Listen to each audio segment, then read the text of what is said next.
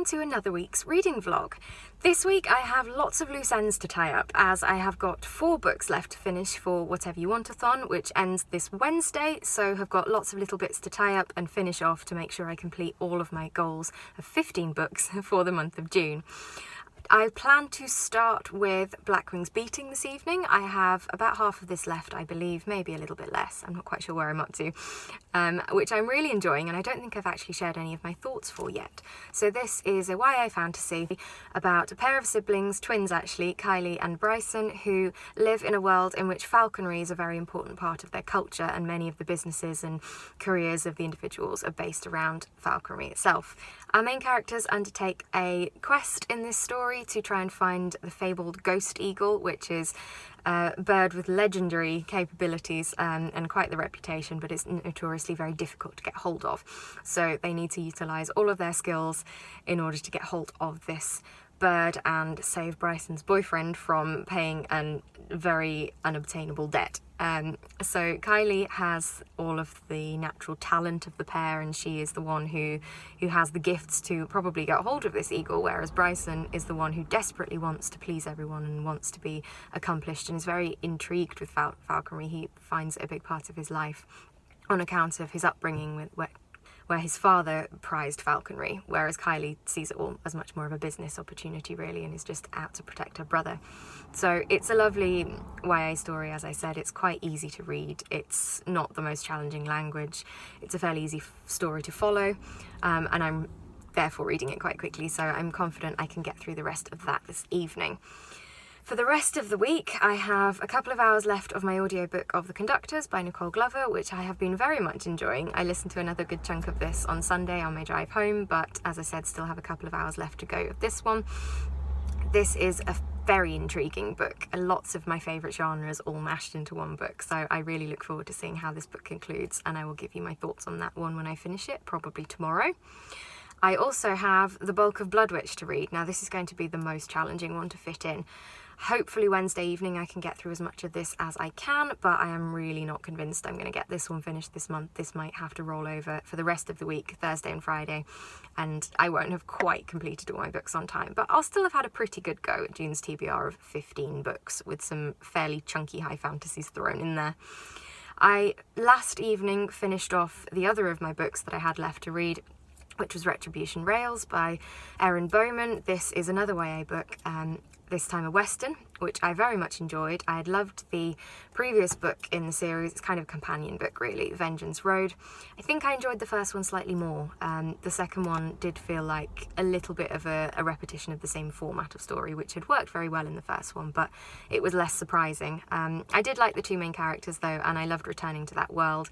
I think I said in my previous vlog that I read this very much like I'm watching a film. I'm used to consuming Westerns through film format, and the way that it's described and the language that's written in the Western dialect makes you very able to visualise this story. So another nice quick one to get through, which I enjoyed finishing off last night, and I would love to read more from this author if I get the chance, if she publishes any more books in this Western style.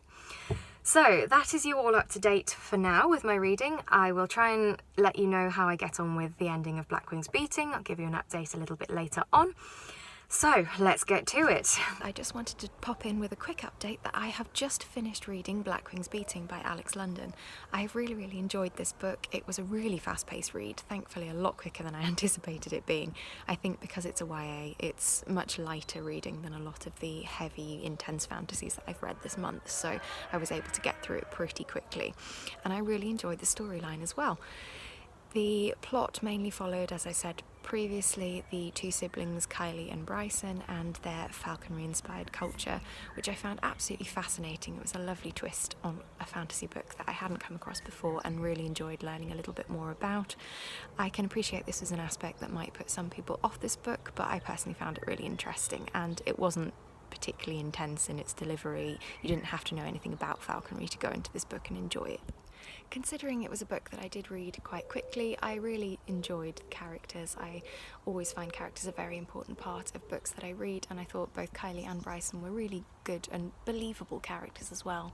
Kylie with her natural talent and reluctance to be involved in the industry apart from to protect her brother. Bryson being the sweet little cinnamon roll that he was, very innocent and just will throw anything on the line to go on this ridiculous quest just for the sake of saving his boyfriend. So it was a lovely contrast of personalities for twins, and I really enjoyed seeing their dynamic and the impact of their kind of family trauma from previous in their life as well. So really well written, lovely YA book, and I very much enjoyed it. I think this book will come out at a 4-star for me. A pretty solid read, nothing absolutely groundbreaking, but a very enjoyable book to get into, and I would definitely read more in this series. I believe it is the first in a series. I initially thought it was a standalone, but the way it wrapped up leads me to believe that there will be sequels, so I'll definitely be checking those out when they are published. And hopefully this is the start of a successful week. As I told you at the end of my previous vlog, I have lots of loose ends to tie up this week, so that is one down. I now have the Conductors to finish reading, and I also have the majority of Bloodwitch to read in the next 2 days, so still a very ambitious TBR for this week, but we will see how things go. Hopefully can get a little bit more of one of those done this evening, so I will check in with you when I've done some more reading and speak to you again very soon. Hello, just a quick update of my reading so far for this week. I have been incredibly busy, a really stressful work week, and lots of tennis matches as well. I haven't had more than about an hour of solitude at home by myself, so very little reading has been done, but I have managed to conclude 2 of the books on my TBR for the month of June, just in time for the end of the month. Nothing particularly changed towards the end of the books from my thoughts that I've already given you on these books. The Conductors was, as I've said before, a lovely blend of lots of different genres that I particularly enjoy from books. The ending itself was a little bit disappointing in terms of intrigue. As a murder plot, it was a little bit not predictable, but just not very surprising, and considering it was supposed to be a big twist at the end and not somebody that you would necessarily have suspected, you didn't really get any insight into the plot and why that person actually turned out to be the murderer until the very end when it was being explained. So a little bit unsatisfactory, but the rest of the book absolutely made up for it. I really enjoyed the characters, I really enjoyed the plot and the setting, so I would definitely read more from this author, and I really enjoyed the book, even though the actual murder was a little bit lackluster for me. I have still got Bloodwitch to finish. I failed miserably with completing my TBR, in that Bloodwitch was only about a quarter of the way through by the end of June, but I will definitely try and get that one done by this weekend. I have also started, and only read about 2 chapters so far, but I have made some progress nevertheless on the first day of July, of In an Absent Dream by Shauna Maguire. This is the 4th book, I believe, in the Wayward Children series, which I started recently and have really enjoyed so far. The first 2 books in the series both got 5 stars for me. The third one I think was a 3 to 4. It was okay. It wasn't my thing, really. The main characters in the world were not really something that I particularly connected to, whereas the first 2 definitely were.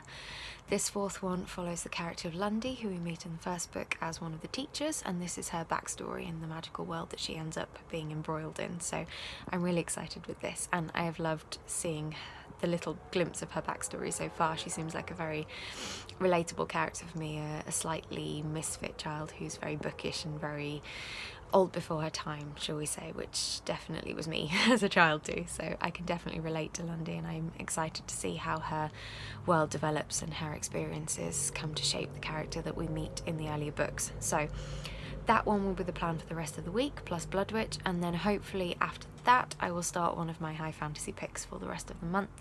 I will update you on my July TBR. I haven't yet had a chance to film a TBR video, so this may not come out as a separate video this month. I might just incorporate it in this vlog, but we will see. But at some point this week I will let you know my TBR for the month. Hopefully we'll take a little bit of pressure off compared to last month. I'm not going to try and read 15 to 16 books this month.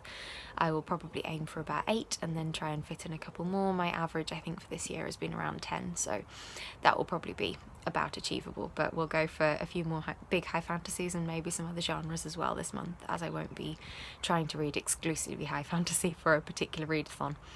I don't have any readathons planned for this month, but perhaps things will come up. I may come across a few things on Book Twitter or Booktubes, so if you have any readathon recommendations for this month, do let me know down below, and I will be sure to check those out. So for now, back to reading, back to sleeping, and I will hopefully get some more done and be able to update you a little bit later in the week.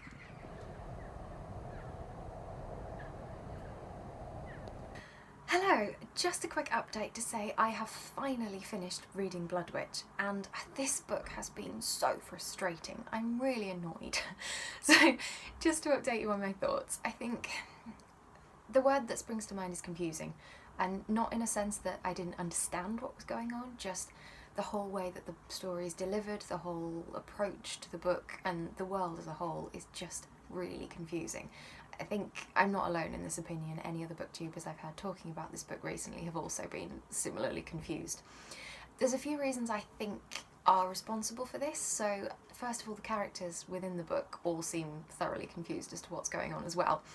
They have very disjointed plot lines, so certain characters can even be in very geographically similar locations throughout the book but never actually meet, and their storylines are all sort of disconnected, even though there is an overarching plot and you do assume that eventually they're all going to come together. But as of the moment, very little of this has happened, and the characters just seem to be going blindly through the story and just letting the events of the plot carry them through without any real insight into what's going on, which doesn't lend itself to a very clear delivery of the plot to the readers.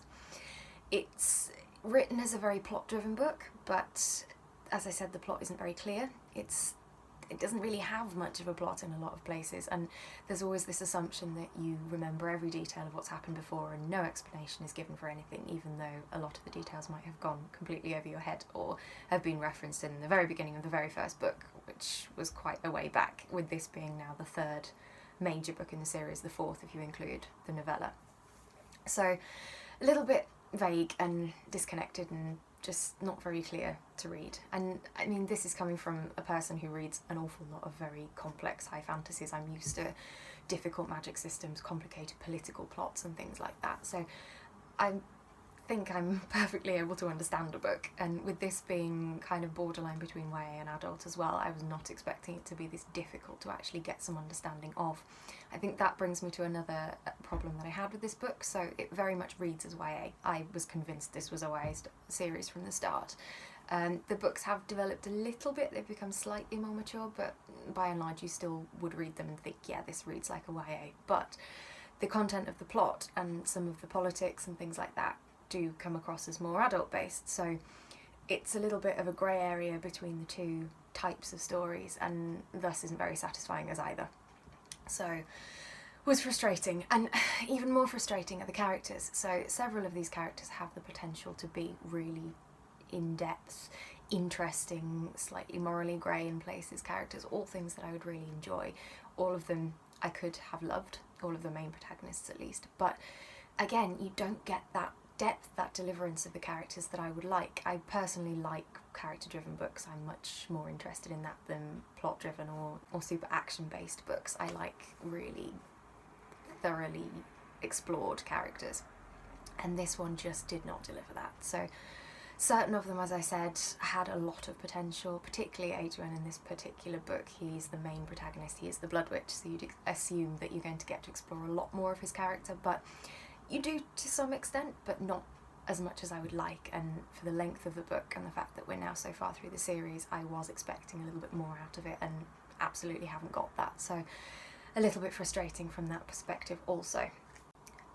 I think generally I just really have struggled to get into these books as much as I would like. I think that probably hasn't been helped by the fact that all of the books prior to this I've read quite late at night as part of readathons. I've read them in 24-hour or 48-hour readathons, and they always seem to have been on the night stint, purely because I'm reading all of them on the Kindle app on my computer, so it's something I can read in the dark. So that probably hasn't lent itself to me retaining every detail of the plots, but I know I'm not alone in this opinion. Other booktubers have made similar comments, so I think just the way that these books are written is very complicated, and I wouldn't even say that it would be better reading them back to back, because it doesn't flow as one long story that's just broken into chunks.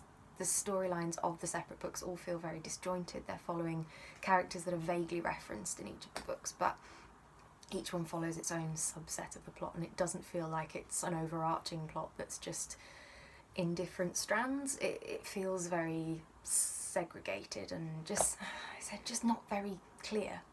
That's my main gripe with this book. It's just not very clear to read, and really frustrating, as I've said, because it could have been so much better. It could have been delivered in a much more clear way, much more easy to read and easier to process, with the characters much better explored, with probably very little change, but sadly this was not the case. I have still enjoyed reading these books. I know it seems like I've just had a great rant about them, but I have found them really interesting books to read. I like finding out what's happening to the characters, I like the storyline. I just really hope that the end of the series has a satisfying conclusion, or I'm going to be so cross with this series. But we do have 2 more books at least, I think, to read. So Witch Shadow, which has just come out or is about to come out, which I will try and read soon. And then I think 1 more in the series as well. So fingers crossed for a good ending, but yeah, a slightly unsatisfactory book for me. And definitely with the fact that I was dragging it out, you could tell it wasn't going to end up as a favourite. But nevertheless, it is done. My June TBR slightly overran, but is now completed. So I'm going to now take you through my TBR for July. I've got a little stack of books here that I definitely want to read in the month. So without further ado, let's get into that. So firstly, in the month of July, I want to get to a couple of books that are continuations of series that I've started or been reading in June and want to get onto the next instalment. So the first one of these is the 4th book in the Wheel of Time series by Robert Jordan, and that is The Shadow Rising. I've been thoroughly enjoying this series. I've been reading about a book a month of this series throughout this year so far, and have really, really loved what I've got to. The last book was a little bit more of a filler book for me, so not a huge amount of action happened until the very end of the book. It was just more developing the storylines of characters in the varying sections of the world that we've been exploring for a while, cementing some of the details of the magic systems and things like that, but a very satisfactory book for me. I really like the depth and detail of this series, and I'm thoroughly enjoying seeing what happens to the characters. So book 4 in the series is on the TBR for July. Another fantasy series that I started last month and have thoroughly enjoyed so far is The Stormlight Archive by Brandon Sanderson. I read Way of Kings last month, and I'm hoping to get to Words of Radiance this month. Again, like Way of Kings, my edition is split into 2 volumes, so I think it's around about 1,000 pages across the 2 books, maybe a little bit more. But this one is very, very exciting for me to get to. This is my favourite Sanderson series, my favourite part of the Cosmere that I've read so far. I've been getting through as many Sanderson books as I can in about the last 12 months, so I'm thoroughly enjoying what I'm reading and really excited to get back into Stormlight. Some of the characters are absolutely fascinating in this story, and I'm really excited to see where the conclusion of Way of Kings is picked back up in this book and what's going to happen next. It's just a fascinating setting, brilliant magic system, and I'm really enjoying what I'm reading so far. So that one also is very high on the list for July. Next up, I want to get to another continuation of a slightly lower fantasy series that I've been getting through, and that is the Wayward Children series by Shauna Maguire. I'm up to the 4th book in that series, In an Absent Dream, which follows the character of Lundy, who you meet in the first book as actually one of the teachers at Ellen West's Home for Wayward Children. And this story is Lundy's backstory. It's exploring her journey, her magical world, the door that she went through, and the consequences that we see she's ended up with in the first book in the series. So very excited also for this one. I've been absolutely loving this series. I love the way it's written.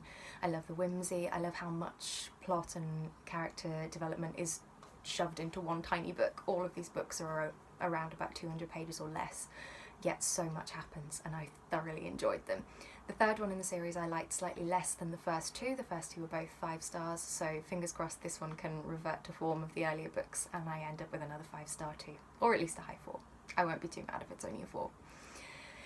The next books that I have are actually all books that have been lent to me by a friend. So one of my best friends, who I do talk a lot about books to, was having a bit of a sort out in her room and putting a lot of books into storage, so has lent me a huge stack of things that she thinks I would like to get to, most of which are slightly out of my genre comfort zones, so I'm very intrigued about most of these and looking forward to reading a little bit more outside of my usual fantasy and mystery type genres that I love. So the first one of these is a historical fiction book following one of the Tudor queens, or at least wife of Henry VIII, so technically a queen, Catherine of Aragon. So the series is the 6 Tudor Queens, I believe it's called, by Alison Weir, and she's written one book for each of Henry VIII's wives, and it follows the story from history that we all will know or be aware of at least. something I definitely studied at school and have always loved Tudor history, so I'm excited to get into this one. But it follows the story from each queen's own perspective rather than the very Henry VIII centred version of history that's obviously been recorded and passed down and that you learn at schools. So looking forward to seeing how each of the characters of the queens develops. But yes, Volume 1, Catherine of Aragon's story, is on the list for July. Another book that comes highly recommended from my friend is actually the start of a middle grade series, and I'm hoping to get to probably books 1 and 2 from this series in the month, maybe more if I get round to them, but I'm not going to commit myself to more than the first 2. And that is a series called, I think, Gods and Warriors, is it called? Yeah, Gods and Warriors, by Michelle Paver. Michelle Paver is the author of another of my favourite middle grade series, the Wolf Brother books. I think Chronicles of Ancient Darkness is the series title, which I absolutely love. I read those probably 8 years ago or something. When I was at uni, I discovered them as almost an adult, but have really, really loved them, and I just know they would have been absolute favourites if I'd read them as the target audience. So I'm excited to see what else Michelle Paver has to offer. I believe this series follows a similar format to the previous ones, with 2 children and animal companions going on adventures, and this one I think is set in ancient Greece, so even before the ancient Greek stories you know of the gods and all of the usual folklore. I think this is an even more ancient version, so very intriguing. I'm looking forward to that one.